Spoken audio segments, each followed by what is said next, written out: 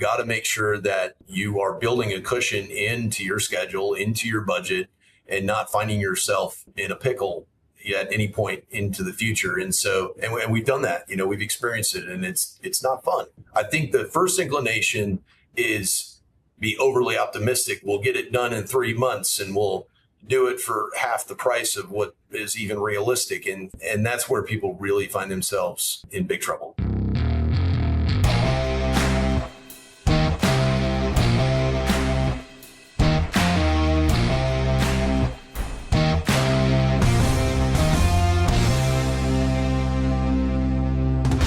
Hey, what's going on, everybody? Welcome back to the Land Development Podcast. I am your host, Ryan Glick. We have an interview episode for you today, and joining me is Jason Hassenstab, the managing partner at Elevated Development. Jason, thanks for joining me. Appreciate it. Thanks for having me. Yeah, for sure. So, based in Houston. Yes, sir. All right. And, we've had a lot of people on the show from throughout the state of Texas, of course. Yep. I think if I look back, I was just looking at prior guests on the show, and Texas is definitely It's got to be up there. It's up there. I think it's the top state. It was initially Iowa because that's where I'm located. But then, Charles Covey co-hosts with me on our industry news episodes, and he's in Dallas. So we get quite a few people from Texas on the show, and I try to spread it out throughout the country and everything, but obviously there's a lot of development happening in Texas. And for you and getting into the development space, I know looking back at your background, you didn't start in development. You started more in, it looked like concrete work, more like, I guess, raw construction and everything. Yep. How did you get into kind of that heavy construction side of things initially? So, yeah, good question. So like you said, I grew up in the family business, concrete business. And even as young as 10, 11 years old, I was slinging concrete, and my brother would joke around that I wasn't doing any real work back then, but we were doing some real work and putting form work up, pouring concrete, putting rebar in. And, when I was in college going to University of Nebraska, Omaha, I got an internship on a whim with Kiewit, and submitted my application after my first semester in college, not really thinking that I was going to get the internship because I was only just starting college. But I think luckily for me, I interviewed with a guy, oddly enough, from Iowa, and he had grown up in the excavation business, his family business. And I think, and I still remember his name. He's still, hardwired into my own history. But I think he just saw something in himself and me, based on my own history growing up in the construction business. And so that's how I found myself, into heavy civil construction. I went to work for Kiewit, and then I ended up spending the next nearly 14 years with them. Nice. And then at some point, you made a decision to start your own company and to get into more of the development side of things. Did that come kind of naturally just through things you were seeing or other people you were seeing doing that? Or I guess what drove you to want to break out on your own and actually get into land development? Well, I think a couple things. I mean, definitely the amazing time that I had with Kiewit and the experience that I got doing all things infrastructure related to underground utilities and roads and bridges and power plants and water plants and all these things. But also the fact that I grew up in a family business. I had really both sets of my grandparents were entrepreneurial and in real estate, not in development per se, but kind of a mesh of all those things. And the exposure that I had to the developers that my dad's company worked for. And I can't say that I, way back then really understood exactly what that meant. But I definitely was intrigued. And so with all of that history combined and a desire to at least give it a go on my own, here we are. I decided I'd leave Kiewit and came to Texas back actually in 2016 and been off to the races ever since. Well, I have to imagine having that knowledge of some of that, some of the construction side of things has helped when it comes to the land development side, whether it's holding people honest or just understanding all that's going to go into the project that you're actually working on. And, we see people have all sorts of paths coming into land development, but one thing that holds true or seems to hold true with most people is that whatever their path is, a lot of people tend to lean on whatever that thing is, or they're able to kind of take advantage of the fact that they have that prior knowledge, whether you were previously an engineer and then you come in and now you can lean on your engineering knowledge. How have you leaned on some of your knowledge from some of that heavy construction work that you did before getting into land development? Well, it's definitely been a huge lean. I think that's where early on when I started doing this, we started with just some infill projects in Houston, and I leaned pretty heavily on my past experience with my family's business, and then also all the years that I spent with Kiewit, because in that sense, that's where my expertise lied. And I think I feel very fortunate as well that growing up in a family business, particularly with a dad that was very meticulous with details, and then going to work for a company whose culture was always also very detail oriented, and I think even today, I've been gone for shockingly, it'll be 10 years in like April or May this year. But they have an industry reputation for really diving into the details, understanding the work, and really driving the work, almost to striving for perfection type of culture, which can be a good and a bad thing sometimes. But I think that definitely set the stage for and gave me an amazing background to do what I'm doing now, for sure, no doubt about it. Is there something that you think that your dad did like a good job at as far as involving you in the company? Like, do you ever look back on it? And absolutely, because we see a lot of people with family businesses, and we see some people who go the opposite direction. It's like I don't want to keep doing the stuff that we've been doing over the last however many years. But then you see the flip side where there's tough love, there's different lessons and stuff that happen, but you obviously didn't go run a different direction. You kind of leaned into it, and you've done something, related. What do you think your dad did well with you, growing up? Well, the very first thing is the exposure to it. I can tell you probably as early as about 5 years old, some of my earliest memories are going to job sites with my dad, and spending a lot of time with him, going through plans, learning how to use a scale. I mean, this is obviously before I am old enough that we were still doing our takeoffs by hand. We were still doing our estimating by hand. And even in those early years, 8, 9, 10 years old, I would go with my dad to the job sites, and then we'd go back to his office, and he'd teach me how to do quantity takeoffs and how to put estimates together. And even when I was probably around 14, 15 years old, I was helping them put estimates together that were being submitted. So not only did I get an exposure to the field operations at an extremely young age, like, actually digging holes and putting formwork in, at 10, 11 years old, I was also learning how to estimate work, and what that meant, how to submit bids. And I don't know, I may have been a little strange for my age, because I would have rather been doing that than doing some of the things that my friends were going out doing, playing around.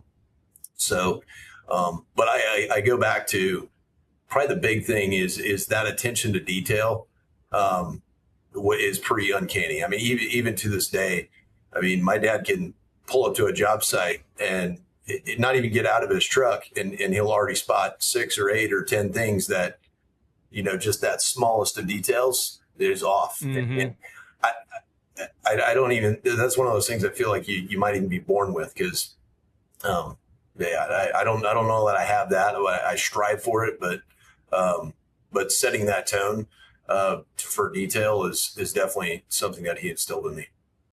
Do you see many other business owners out there do that today? Like, do you see like their kids out in the field with them and stuff? Or do you think that's a thing of the past where people don't really do that as much today?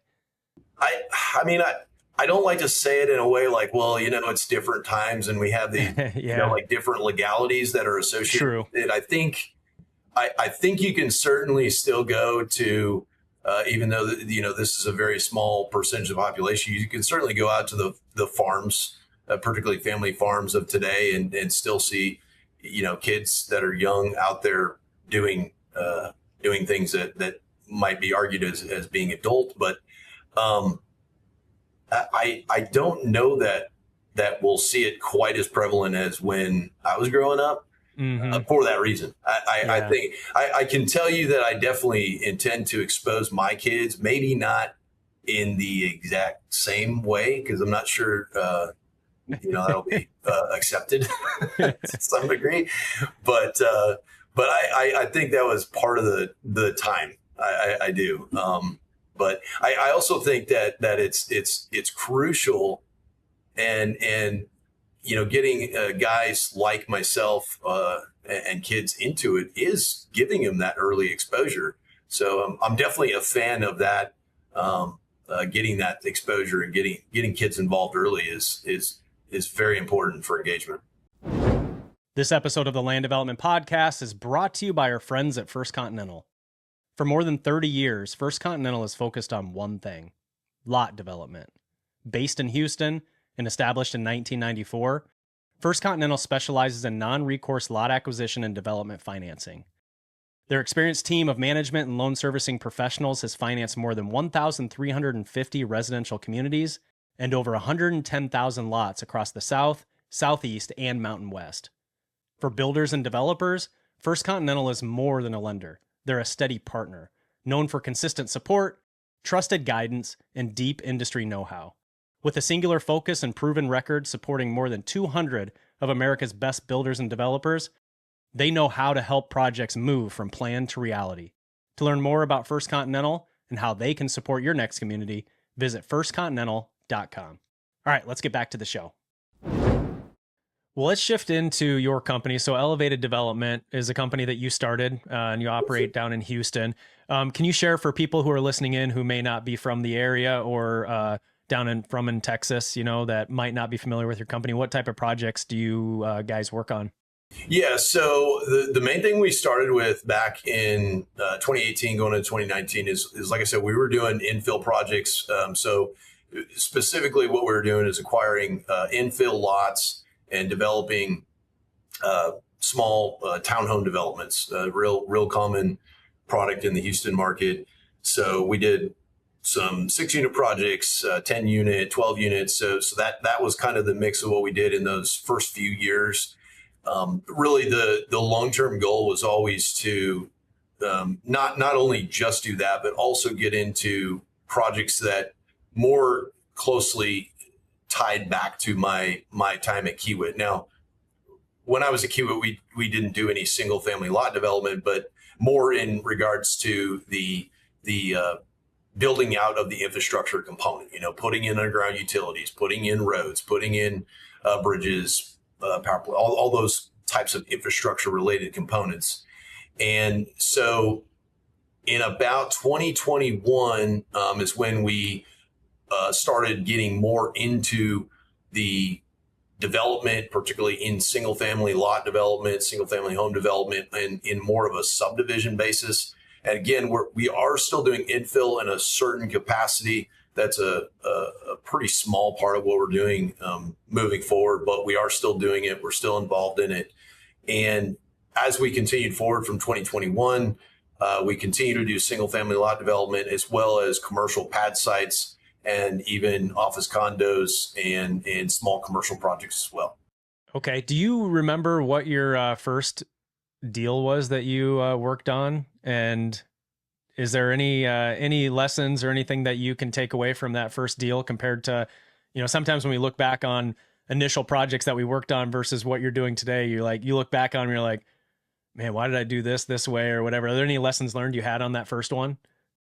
Definitely. I've had a lot of lessons over the years. I think I might even argue maybe I was a little overconfident early on because of the experience I had, growing up in the business and then going to work for Kiewit. But yeah, the first infill project that we did as elevated development is really two, because we kicked two off effectively simultaneously, but one of them started slightly sooner, or as far as our involvement started sooner. It was a 6 unit infill project in the Washington Boulevard corridor of Houston, and we got involved again. I think the folks that were already involved in the project, they had some faith in me based on my background, and I think we definitely learned quite a few lessons, because one thing that I hadn't done as any of the roles I had in the past was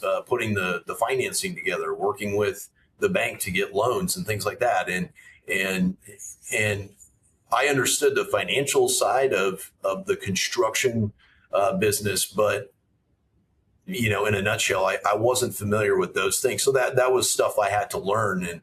And I'm definitely not an expert now, but I'm definitely a lot more dangerous than I was back in, 2018 when we're really diving into that. So structuring it the right way, and providing the right information to keep things moving along smoothly as it related to getting the financing in place, was definitely a huge lesson learned, and we continue to refine that process for ourselves. I don't doubt that anybody that's kind of gone down my road has kind of felt that same bumps in the road, or trying to figure out what works better and making those adjustments along the way. So, but yeah, we definitely learned a lot of lessons in that regards. Yeah, well, you mentioned the overconfidence, and that's kind of a double-edged sword, because the overconfidence is what gets you to kind of take that step forward and actually go do a project. That's because, true. if you don't have that, well, a lot of people sit on the sidelines their whole lives thinking about Yeah. possibly doing a project someday. And so, yeah, it's definitely a double-edged sword. One thing I wanted to ask you, because it comes up on the show quite a bit, and as you can imagine, your market, Houston, is brought up as an example in other different markets where they're like, they're talking about wanting to, change their zoning laws and stuff in their cities and everything. And so they always point to Houston to say, Houston, doesn't have zoning in Houston proper. Do you do projects in like the city of Houston itself, or the Yes. communities that you're doing projects in? Are they areas where they don't have zoning? And I guess for people listening in, what is that process like, where people normally have to go get zoning, maybe change zoning or something? In Houston, that's not the case, correct? That is correct. There is no zoning, and that Houston is famously known for that, as being either the fourth or fifth largest city in the United States. I know it like fluctuates back and forth, but and it famously is known for not having zoning. Now, I would note that there's caveats to that. It's very correct that there is no zoning, but there are other things that limit our ability to do certain things. I love that about Houston. By the way, we have the flexibility to build what the market wants, as opposed to what most other cities have zoning, and so that limits what you can do with any given property based on whatever the zoning is allows you to do. Now, there are height restrictions, there are parking requirements depending on what you're trying to do. So there's and there's also a tremendous amount of HOAs all over the Houston metro, so that have their own deed restrictions. So those are kind of pseudo zoning, items that they do, give you some limitations on what you can do. But, oddly enough, for the first year when we first came to Texas, we were in Austin. And one of the reasons we left Austin after a year was the challenges to develop there were, just not very fun. So, Yeah. and in my experience, all of my experience really with Kiewit, except for a small portion when I first started with them, was in California and Hawaii. Two places that are also very very regulated, very, very difficult to build. And that's where I spent most of my entire career with Kiewit. And so a year in Austin was kind of enough for me. We came to Houston. It was a breath of fresh air. And it's also in my belief, and I think really the statistics and data supports it, it's one of the reasons that Houston continues to grow so rapidly is our ability to develop what the market is telling us to effectively. So, but the Houston Metro as a whole has plenty of smaller cities that do have strict zoning that we have done and are continuing right now. We have some active projects in those locations. As a general rule, moving forward, we're gonna be probably a little more selective in the projects that we pick, because we don't want to get bogged down with that regulation. Excuse me. Yeah, well, that's and that's what we hear. It's what I see here too. You have certain communities that have more restrictive zoning, and then they just end up being the cities that the developers avoid. They go look for other cities that are more developer friendly and who are actually interested in working with the developers. And then you just end up with those other cities that they just kind of stay stagnant. That's right. A lot of times it has to do with, who's on the council and who's in these certain roles and stuff. And so once that changes over, granted, a lot of times you have, lifetime politicians who are trying to stay in that role over and over and over again. And so some of the cities, you've got people who are on, a fourth, fifth term and stuff. And so they've been there for a long time. So what you see in that city, how it's growing or not growing, a lot of it can be pointed to some of those members who are sitting there and kind of stuck in their ways and not open to, evolving and everything. So I would imagine you see some of the same things Absolutely. In those surrounding communities around Houston.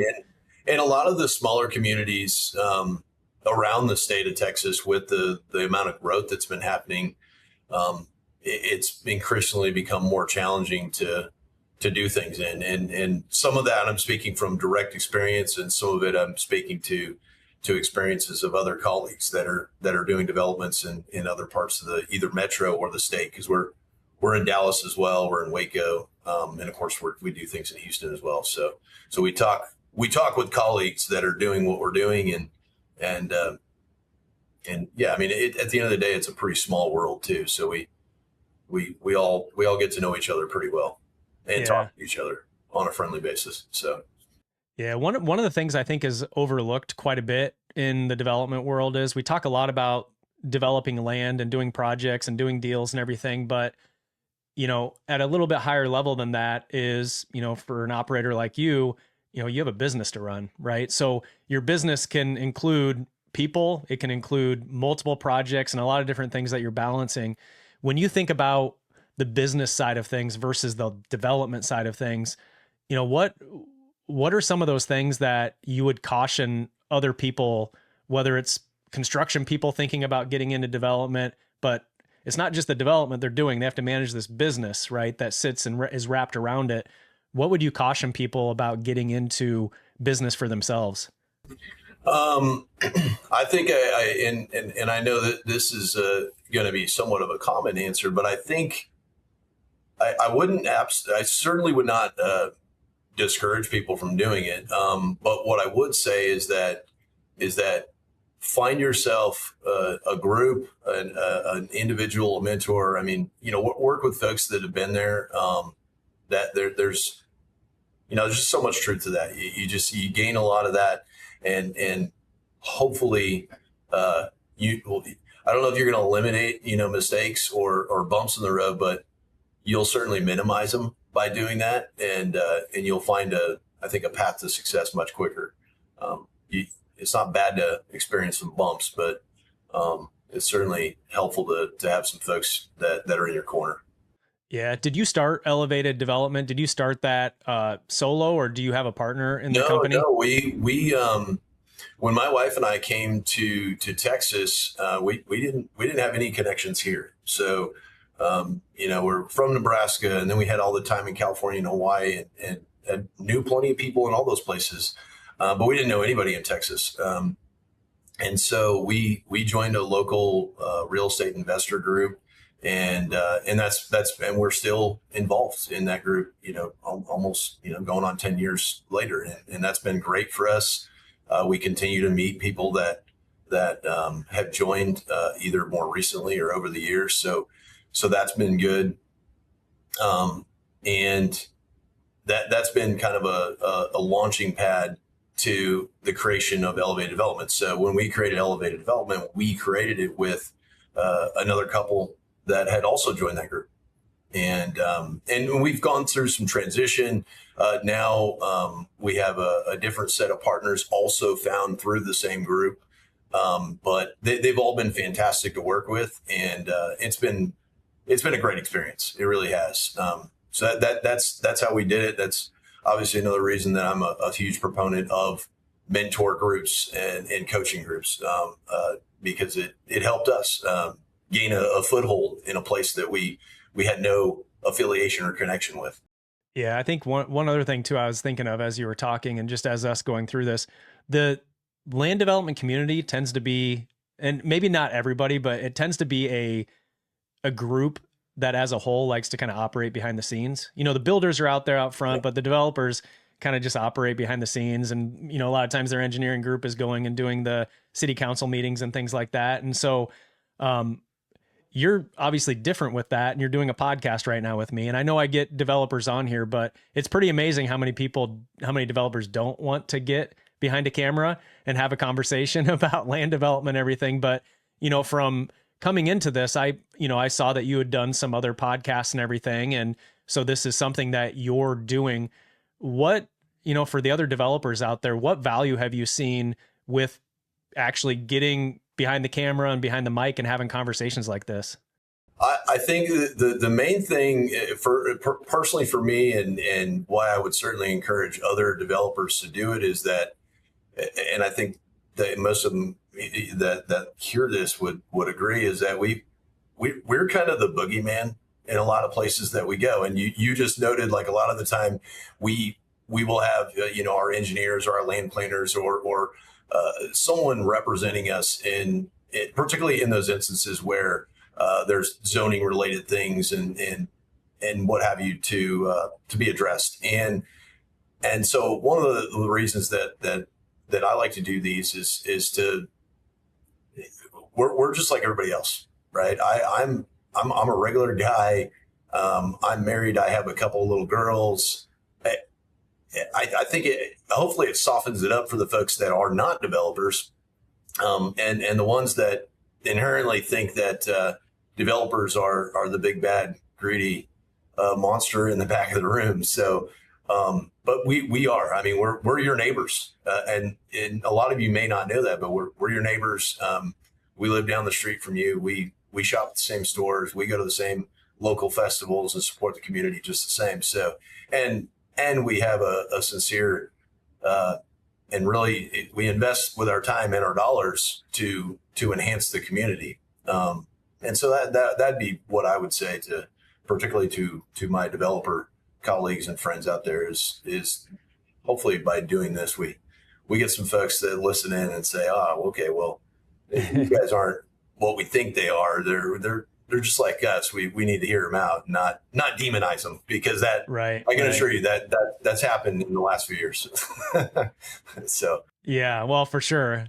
And yeah, that makes a lot of sense. And I'm glad you put it that way too, because I know that this isn't for everybody and not everybody's going to get behind a mic. I have people locally here too that I joke with. I'm like trying to get them on the podcast and do an episode with them. And they're like, maybe someday I'll do it. And it's like, it's not that bad really. And, we're not live right now. So obviously if something was to happen, we could, we could cut something out if we had to. Rarely do we ever have to do that. Most everything we do is raw and it's just a conversation. But, I do think that as the show has grown, we've had a lot of people that are involved in land development in different areas. We have people representing cities listening in. We have people from engineering groups listening in. We have the builders, the developers, really kind of across the board. You have people who are aspiring developers listening in. And so being able to have conversations like this and have you talk about some of the challenges or some of the things that you've done that have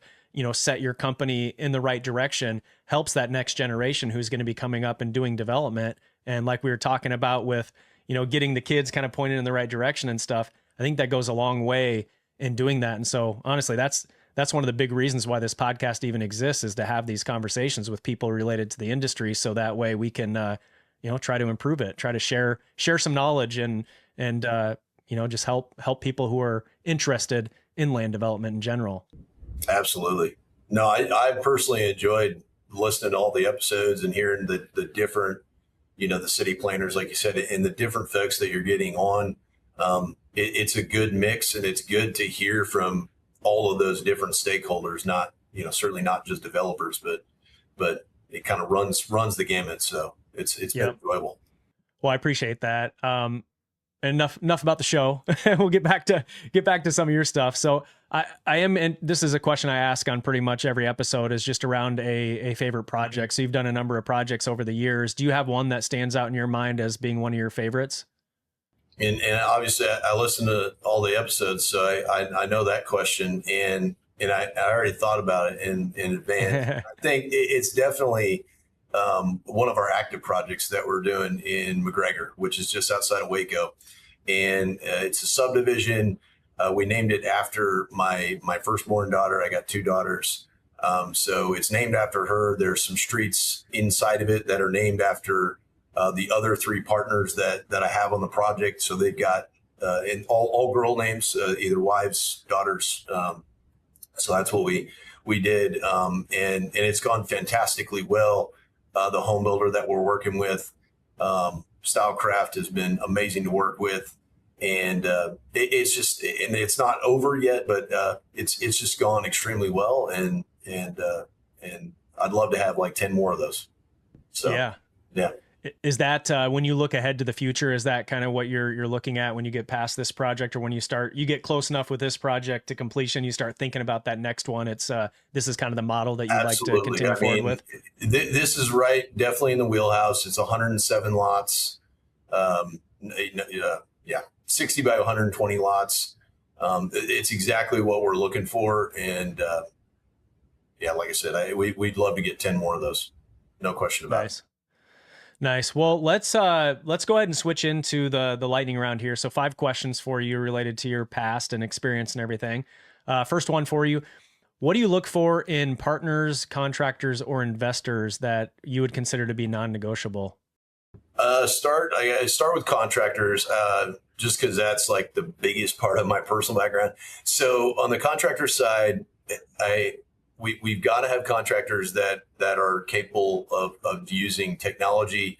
And more specifically, it doesn't have to be super advanced, but the tools out there, putting schedules together, and monitoring the day to day, is super important. Having a very, very clean and tidy work site is very important for the project as a whole. All stakeholders, the municipality that you're in, the investors that are involved. It's important to everybody to make sure that the job is maintained. So that's ironically, I would even say that can hold a slightly higher weight than the dollars. It very much can. It's important to keep a tidy job site. I'm glad you mentioned the tidy job site. So this is completely unrelated to anything here, but I had a project that I did in my backyard where we had a little basketball court put in.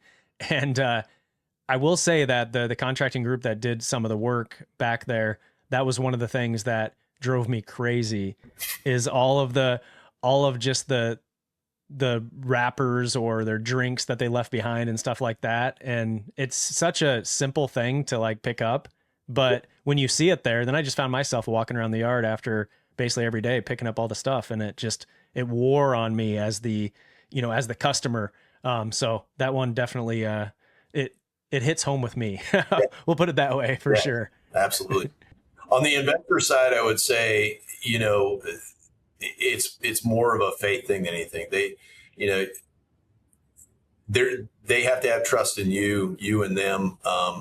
And that's super important to carry forward in a long lasting relationship. So that's crucial. All right. Second one, What does success look like for you now compared to earlier in your career? When I started with Kiewit, I had it in my mind, and I did for most of my career there, that I was going to spend 50 years there and continue to climb the ladder and and retire with that company. And while I still hold a special place in my personal past and have a huge respect for the company, um, I I had to take the leap and take my own journey.